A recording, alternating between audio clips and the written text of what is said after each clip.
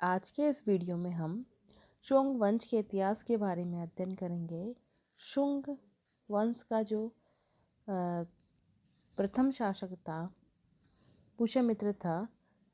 पुष्यमित्र ने अंतिम मौर्य सम्राट जो है बृहदत्त की हत्या करके शुंग वंश की स्थापना की थी। शुंग वंश के जानने के स्रोतों के अंतर्गत देखिए तो हम पुराण जो है, विशेषकर मत्स्य वायु ब्रह्मांड पुराण है, हरचरित है, बाणभट्ट की कृति, पतंजलि का महाभाष्य है, गार्ग्य संहिता है, कालिदास के नाटक मालविका, अग्निमित्रम है, हरिवंश है, दिव्यावदान है, अयोध्या का लेख, बेसनगर का लेख, भरूच का लेख आदि इन स्रोतों के माध्यम से हम शुंग वंश के बारे में जानकारी प्राप्त करते हैं। पुष्यमित्र शुंग जो है अंतिम मौर्य नरेश बृहदत्त का वह सेनापति था। उसके प्रारंभिक जीवन के बारे में हमें कुछ भी ज्ञात नहीं है। दिव्यावदान से हमें पता चलता है कि वह पुष्य धर्म का पुत्र था। सभी साधन उसके इतिहास का प्रारंभ सैनिक जीवन से ही करते हैं।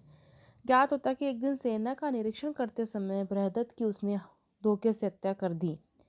पुराणों तथा बाणभट्ट की हर्षज दोनों में इस घटना का उल्लेख मिलता है। पुराणों में सेनानी पुष्यमित्र बृहदत्त की हत्या कर 36 वर्षों तक राज्य करेगा ऐसा उल्लेख मिलता है।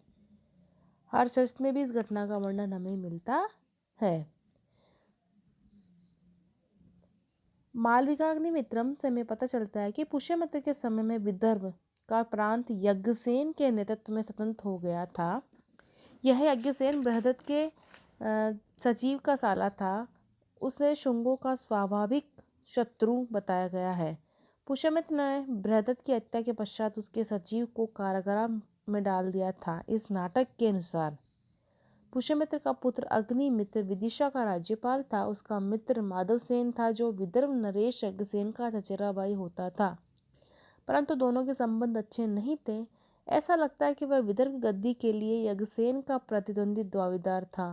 एक बार विदिशा जाते समय उसने यज्ञसेन के अंतपाल ने बंदी बना लिया। अग्निमित्र ने यज्ञसेन से अपने मित्र माधवसेन को तत्काल मुक्त करने को कहा। यज्ञसेन ने शर्त की कि यदि उसका संबंधी कोई मौर्य नरेश का सचिव जो पाटलिपुत्र की जेल में बंद था को छोड़ दिया जाएगा तो वह माधवसेन को मुक्त कर देगा। इस पर अग्निमित्र ने अपने सेनापति वीरसेन को तुरंत विदर्भ पर आक्रमण करने का आदेश दिया। यज्ञसेन पराजित हुआ और विदर्भ राज्य 2 भागों में बांट दिया गया। वर्धा नदी दोनों राज्यों की सीमा मान ली गई। इस राज्य का एक भाग माधवसेन को प्राप्त हुआ। दोनों ने पुष्यमित्र को अपना सम्राट मान लिया तथा पुष्यमित्र का प्रभाव क्षेत्र नर्मदा नदी के दक्षिण तक विस्तृत हो गया। इस प्रकार जो नाटक का वाल्मीकाग्निमित्रम के अनुसार अग्निमित्र ने अल्प समय में ही विदर्भ की स्वाधीनता को नष्ट कर दिया, क्योंकि उसे अपनी स्थिति सुदृढ़ करने का पूरा समय नहीं मिल पाया था। वस्तुतः वह नए रोपे गए पौधे की भांति था जिसकी जड़ी अभी जमने नहीं पाई थी और जिसे शीघ्र उखाड़ा जा सकता था। इससे यह भी सूचित होता है कि विदर्भ युद्ध पुष्यमित्र द्वारा मौर्य साम्राज्य पर अधिकार करने के तत्काल बाद ही आरंभ हुआ था और बृहदत्त का सचिव इस समय तक पुष्यमित्र का प्रबल राजनीतिक प्रतिद्वंदी बना हुआ था। ऐसा लगता है कि बृहदत्त के समय में मगध साम्राज्य में 2 प्रमुख गुट थे। पहले का नेतृत्व बृहदत्त का सचिव तथा दूसरे का नेतृत्व सेनापति पुष्यमित्र कर रहा था। सचिव का संबंधी यज्ञसेन विदर्भ का था और पुष्यमित्र का पुत्र अग्निमित्र विदिशा का राज्यपाल बनाया गया था। यवनों का आक्रमण। पुष्यमित्र के शासनकाल की सर्व प्रमुख घटनाएं यवनों के भारतीय आक्रमण की है। विभिन्न साक्ष्यों में पता चलता है कि यवन आक्रमणकारी बिना किसी अवरोध के पाटलिपुत्र के अत्यंत निकट आ पहुंचे थे। इस प्रकार आक्रमण की चर्चा पतंजलि के महाभाष्य, गार्गी संहिता तथा कालिदास के मालविकाग्निमित्रम नाटक में हुई है। पतंजलि पुष्यमित्र के पुरोहित थे। अपने महाभाष्य में उन्होंने अनगथन लंग का प्रयोग करते हुए लिखा है कि यवनों ने साकेत पर आक्रमण किया, यवनों ने माध्यमिका पर आक्रमण किया। गार्गी संहिता में स्पष्ट है इस आक्रमण का उल्लेख हुआ है। यहाँ बताया गया है कि दुष्ट विक्रांत यवनों ने साकेत, पांचाल तथा मथुरा को जीता और पाटलिपुत्र तक पहुंच गया। प्रशासन में घोर अव्यवस्था उत्पन्न हो गई तथा प्रजा व्याकुल हो गई, परंतु उनमें आपस में ही संघर्ष छिड़ गया और वे मध्य देश में नहीं रुक सके। यह निश्चित है नहीं है कि इस यवन आक्रमण का नेता कौन था। कुछ विद्वान इसका नेता डेमेट्रियस को तथा कुछ मेनांडर को मानते हैं। पुष्यमित्र प्राचीन मौर्य साम्राज्य के मध्यवर्ती भाग को सुरक्षित रखने में सफल रहा है। उसके साम्राज्य में अयोध्या तथा विदिशा निश्चित रूप से सम्मिलित थे। अयोध्या के लेख में पुष्यमित्र का उल्लेख मिलता है। विदिशा में उसका पुत्र अग्निमित्र शासन करता था। मालविकाग्निमित्रम के अनुसार विदर्भ का राजा उसके अधीन था। दिव्यावदान तथा तारानाथ के विवरण के अनुसार जालंधर तथा शाकल यानी शालकोट पर भी उसका अधिकार था। इस प्रकार उसका साम्राज्य उत्तर में हिमालय से लेकर दक्षिण में बरार तक तथा पश्चिम में पंजाब से लेकर पूर्व में मगध तक विस्तृत था। पुष्यमित्र की शासन व्यवस्था के विषय में हमें ज्ञात नहीं है। लगता है कि उसने मौर्य प्रशासन के स्वरूप को ही बनाए रखा।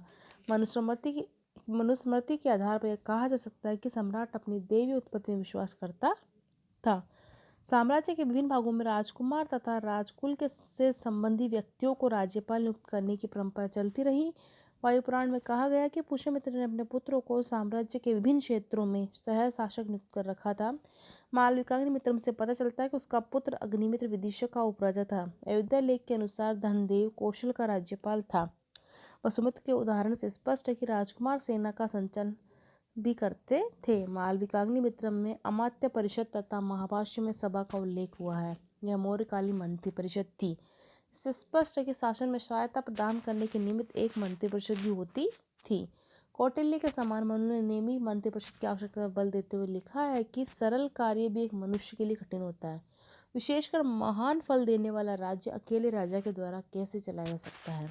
मनु के अनुसार राजा को 7 या 8 मंत्रियों की नियुक्ति करनी चाहिए। मनुस्मृति से शुंगकाल के सुविकसित न्याय और स्थानीय प्रशासन की भी जानकारी हमें मिलती है। इस समय भी ग्राम प्रशासन की सबसे छोटी इकाई होती थी। ऐसा प्रतीत होता है कि इस समय तक आते आते मौर्यकालीन केंद्रीय नियंत्रण में शिथिलता आ गई थी तथा सामंतीकरण की प्रवृत्तियां सक्रिय होने लगी थी। शुंगकाल में यद्यपि पाटलिपुत्र राजधानी थी, तथापि ऐसा प्रतीत होता है कि विदेश का राजनीतिक तथा सांस्कृतिक महत्व बढ़ता जा रहा था। कालांतर में इस नगर ने पाटलिपुत्र का स्थान ग्रहण कर लिया। अपनी उपलब्धियों के फलस्वरूप पुष्यमित्र उत्तर भारत का एक क्षत्र सम्राट बन गया। अपनी प्रभुसत्ता शोषित करने के लिए उसने अश्वमेध यज्ञ का अनुष्ठान किया। पतंजलि ने महाभाष्य में वर्तमान लटकार के उदाहरण में बताया कि इहे पुष्यमित्र याम अर्थात जहाँ यहाँ हम पुष्यमित्र के लिए यज्ञ करते हैं। अयोध्या अभिलेख में पुष्यमित्र को 2 अश्वमेध यज्ञों का अनुष्ठान करने वाला कहा गया है। ऐसा प्रतीत होता है कि जब उसने राजधानी में अपनी स्थिति सुदृढ़ कर ली होगी तो उसने प्रथम यज्ञ किया होगा, दूसरा यज्ञ उसके शासन के अंत में किया होगा। संभवतः इसी का उल्लेख मालविकाग्निमित्रम से हुआ है। बौद्ध ग्रंथ दिव्यावदान तथा तिब्बती इतिहासकार तारनाथ के विवरणों समय पुष्यमित्र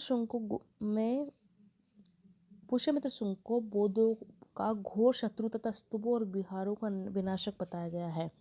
दिव्यावदान से पता चलता है कि उसने लोगों से अशोक की प्रसिद्धि का कारण पूछा। इस पर उसे ज्ञात हुआ कि अशोक के 24,000 स्तूपों का निर्माता होने के कारण ही प्रसिद्ध है। परिणाम स्वरूप उसने 24,000 स्तूपों को विनिष्ट करके प्रसिद्धि प्राप्त करने का निश्चय किया। उसने ब्राह्मण पुरोहित की राय पर पुष्यमित्र ने महात्मा बुद्ध की शिक्षाओं को समाप्त करने की प्रतिज्ञा की।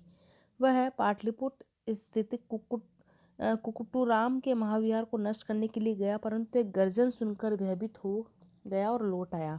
तत्पश्चात उसने चतुरंगणी सेना के साथ मार्ग में स्तूपों को नष्ट करता हुआ, विहारों को जलाता हुआ तब भिक्षु की हत्या करता हुआ शाकल पहुंचा। वहां उसने घोषणा की कि जो मुझे एक भिक्षु का सिर देगा उसे मैं 100 दिनारे दूंगा। तारानाथ ने भी इसकी पुष्टि की है। क्षेमेंद्र कृत अवदान कल्पता में भी पुष्यमित्र का चित्रण बौद्ध धर्म के संहारक के रूप में किया गया, परंतु बौद्ध लेखकों में तथ्यों को तोड़ मरोड़ कर प्रस्तुत करने तथा अबौद्धों के अपकार्यों का काल्पनिक विवरण देने की प्रवृत्ति पाई जाती है। अब हम ये देख चुके हैं किस प्रकार अशोक के पूर्व बौद्धकालीन जीवन के विषय में भी ये ग्रंथ निरर्थक वृत्तांत प्रस्तुत करते हैं, अतः इन पर विशेष विश्वास नहीं किए जाना चाहिए। शुंगों के समय के सांची तथा भरूच के प्राप्त कलाकृतियों के आधार पर पुष्यमित्र के बौद्ध द्रोही होने का मत स्पष्ट खंडित हो जाता है। भरूच की एक वेष्टनी व सुंगरंजने खुदा हुआ है। इससे शुंगों की धार्मिक सहिष्णुता का परिचय मिलता है। इस समय सांची तथा भरूच के स्तूप न केवल सुरक्षित रहे अपितु राजकीय तथा व्यक्तिगत सहायता भी प्राप्त करते रहे। कुछ विद्वानों ने मत रखा है कि सांची तथा भरूच की कलाकृतियों का निर्माण पुष्यमित्र के उत्तराधिकारी शासकों ने करवाया था। इनसे उनकी धार्मिक सहिष्णुता सिद्ध नहीं की जा सकती। पुष्यमित्र के उत्तराधिकारियों के बारे में अगर हम बात करें तो पुष्यमित्र की मृत्यु के पश्चात उसका पुत्र अग्निमित्र शुंग वंश का राजा बना। उसने पिता के शासनकाल में वह विदिशा का उपराजा था। उसके शासनकाल किसी भी महत्वपूर्ण घटना के बारे में हमें जानकारी नहीं मिलती है। उसने कुल 8 वर्षों तक शासन किया। उसके पश्चात सुज्येष्ठ तथा वसुज्येष्ठ राजा हुआ, जिसके नाम के अतिरिक्त हम उनके बारे में कुछ नहीं जानते। इस वंश का चौथा राजा वसुमित्र था। इसी के नेतृत्व में शुंग सेना ने यवनों को पराजित किया था। संभवतः वह पुष्यमित्र के समय में साम्राज्य के उत्तरी पश्चिमी सीमा प्रांत का राज्यपाल था। राजा होने के बाद वह अत्यंत विलासप्रिय हो गए। एक बार नृत्य का आनंद लेते हुए मुजदेव अथवा मित्रदेव नामक व्यक्ति ने उसकी हत्या कर दी। इस घटना का उल्लेख हर्षचरित में हुआ है। पुराणों के अनुसार 10 वर्षों तक राज्य किया। इसके बाद आंध्रक, पुलिंदक, घोष तथा फिर वज्रमित्र बारी बारी से राजा हुए, जिनके शासनकाल के विषय में हमें कुछ भी ज्ञात नहीं है। इस वंश का नवा शासक भागवत अथवा भागभद्र था। वह कुछ शक्तिशाली राजा था। उसके शासनकाल के 14वें वर्ष तक्षशिला के यवन नरेश एंटियालकिडस का राजदूत हेलियोडोरस उसके विदिशा स्थित दरबार में उपस्थित हुआ था। उसने भागवत धर्म ग्रहण कर लिया तथा विदिशा में गरुड़ स्तंभ की स्थापना कर भागवत विष्णु की पूजा की। पुराणों के अनुसार शुंग वंश का 10वां एवं अंतिम नरेश देवभूति था। उसने 10 वर्षों तक राज्य किया। वह अत्यंत विलासी शासक था। उसके अमात्य वसुदेव ने उसकी हत्या कर दी। देवभूतियों की मृत्यु के बाद शुंग राजवंश की समाप्ति हुई।